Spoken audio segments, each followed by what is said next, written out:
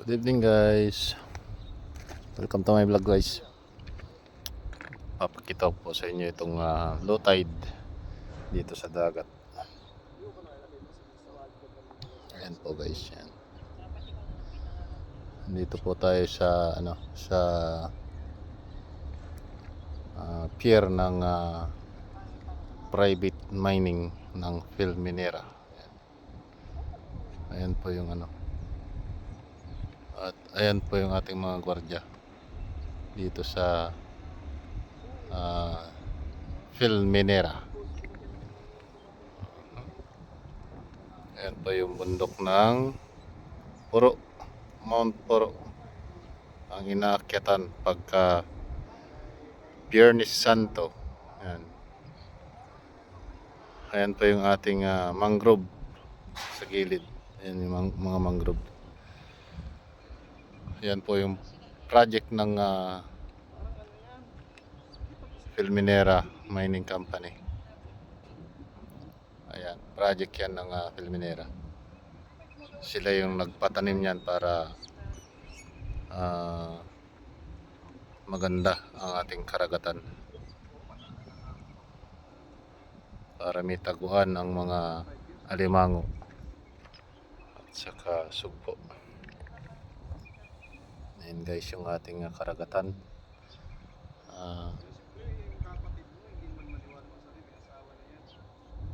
Low tide po ngayon. Yan po.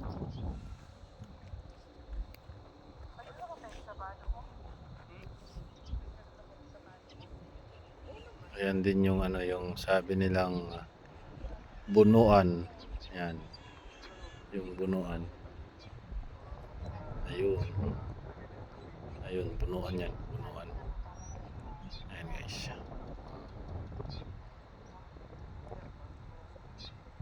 Ayan.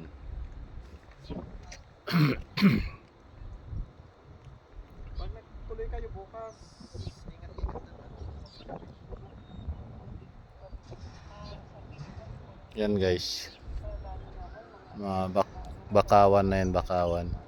Mangrove kung tawagin. Napakaluwag niyan guys. Pinasa ko yung sa yung Ang picture. dami Yun niyan. yun ang pupuntahan nyo. Tapos ayun.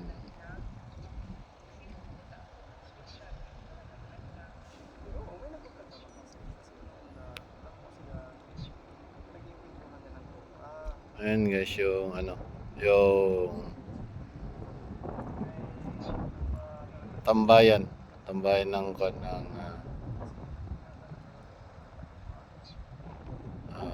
nagbibisita dito sa Phil Minera. Kaya sa Banasi daan, Banasi. Tinitignan kung maganda yung view. Ayan. Sitio Gabi, yun. Doon kayo pa. Doon kayo pupunta. Ang sa unahan yan, Ganda. na step kapsa na sa unahan yan. Sa likod niyan, sa yung Sitio Gabi na yan, pag akyat mo ng bundok na yan, pagbaba mo, Malinti. Yung Sitio Makapaya. Laki ng kwan ngayon. Malaki yung low tide ngayon. Marami ng kwan, marami ng nagbabaan dito sa dagat para mangilaw, para manguha ng sari-saring lamang dagat.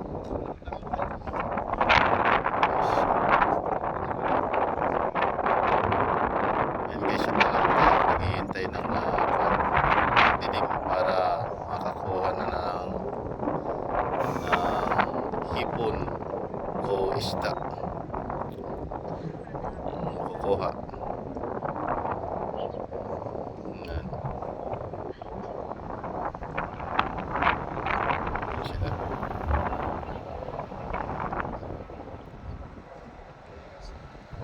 Mamaya marami ng nag-fly slidean dito sa gilid ng dagat sa low tide na ito.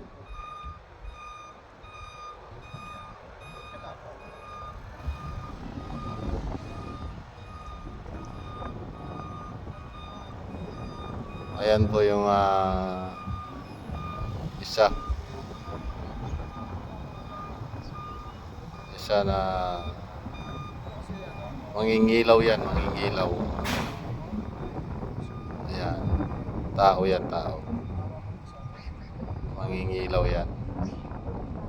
Dalawa yata sila, dalawa. Tatlo na, tatlo. Isa, dalawa.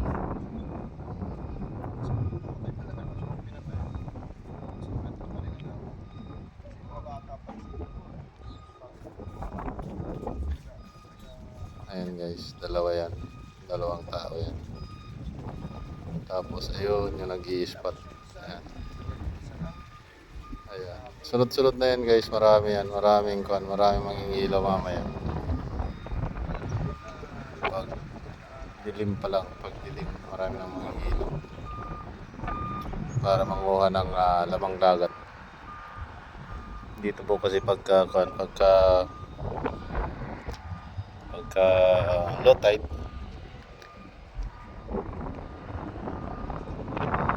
marami kang makukuha lamang dagat pagka low tide. Sari-sari, pati shield. Kahit anong makikita mo dyan sa low tide, pagka mababa ng dagat, makikita mo talaga yung mga isda, tapos mga shell. Maaapakan mo ang shell o matatakma mo ang isda. Mahawakan mo ang danggit lang ang kwan dyan. Ang masakit kung makatusok danggit guys.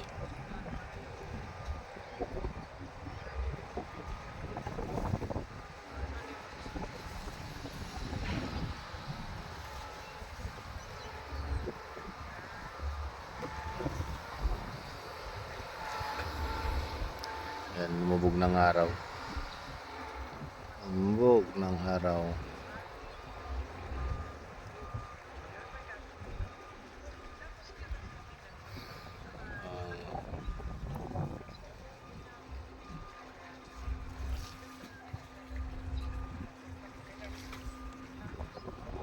May dilim na guys. Ayan na yung nag-i-spatan ng guys. Yan. Ayan na yung mangingilaw na yung naghihintay ng ayan guys. Blurred. Ayan yung mangingilaw ng tawag kasi nila dito pasayan o kaya suwahi, yung hipon na maliliit o kaya malalaki. Yung pinakamalaki naman ay lukon, sabi nila, sa sugpo. Minsan guys, pagka ako'y nangingilaw, ilang piraso din yung sugpo na nahuhuli ko dito sa dagat na ito. Doon banda. Yan. Yan banda guys. Yan guys, dyan banda. Dyan ako nakakahuli ng danggit na marami. Hindi pa ako nakapunta dito banda. Maraming danggit dito. Ang alam ko maraming shell dito. Dito maraming isda na malalaki. Yung sabi nilang mga agat, lapu-lapu. Kung tawagin dito ay kugtong, sabi nila yung kugtong.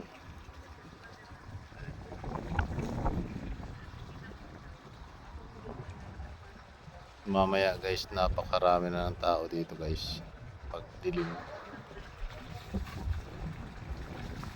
Pagdilim ng gabi, ang dami ng tao doon guys. Dito banda guys,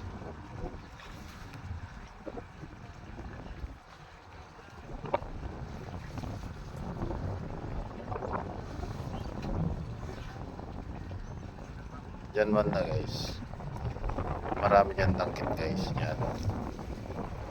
Yan, napakaraming danggit dyan. Minsan 3 kilo yung nakukuha ko dyan. 3 o 5. Yun na nga, may mga nag-i-spot na doon. May nag-flashlight na doon. Tao na doon. Nakabangko na lang. Pero mangingilaw yun guys.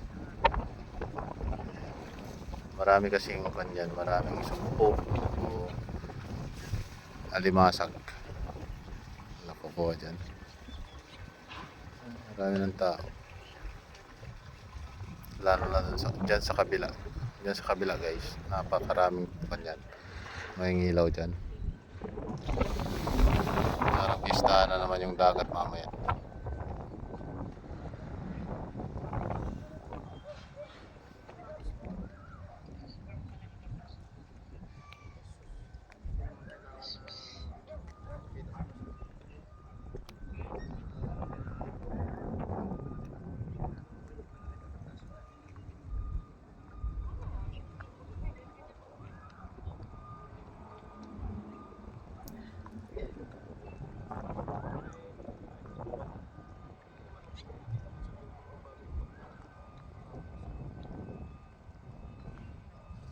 Ayan guys.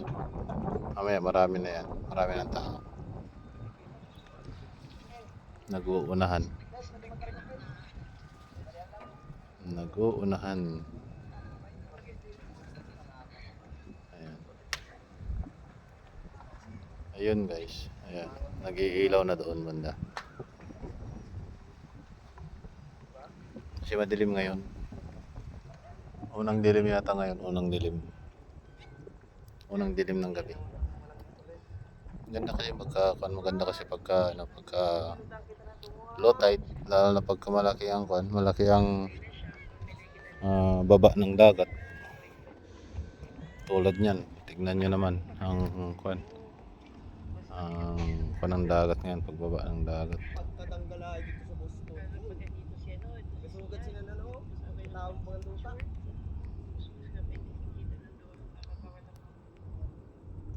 Baga-baga.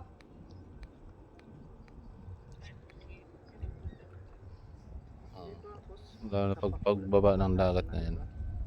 Tignan yung distansya. 5 meters. 5 meters siya guys.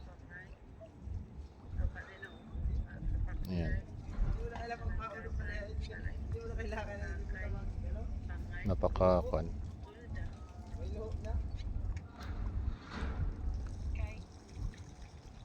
Ayan guys, oh. Nag-uumpisa na dito sila sa gilid. Nag-uumpisa na sila dyan. Mangilaw. May makuha sila. Nakikita mo kasi yung hipon guys, yung mata niya. Yung mata ng hipon ay kulay orange. Pero kung ang sugpo, kulay dilaw yan. Tapos malaki ang agwat ng mata.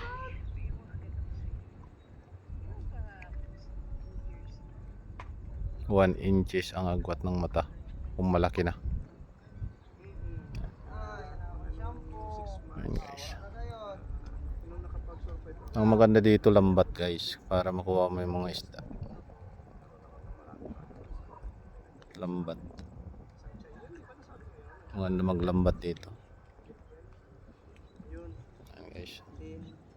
Lumalaki na yung baba ng dagat. Ayan. Kanina nandyan oh. Kanina. Nandyan oh. Ayan na yung dagat.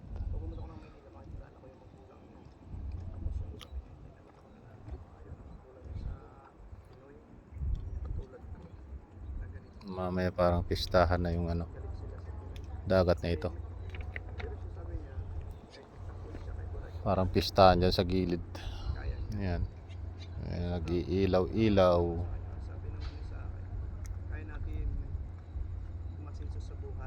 Maganda sana kung may yung tawag na yung lambat baga. Napakaganda. Yung naayawan ko pa doon,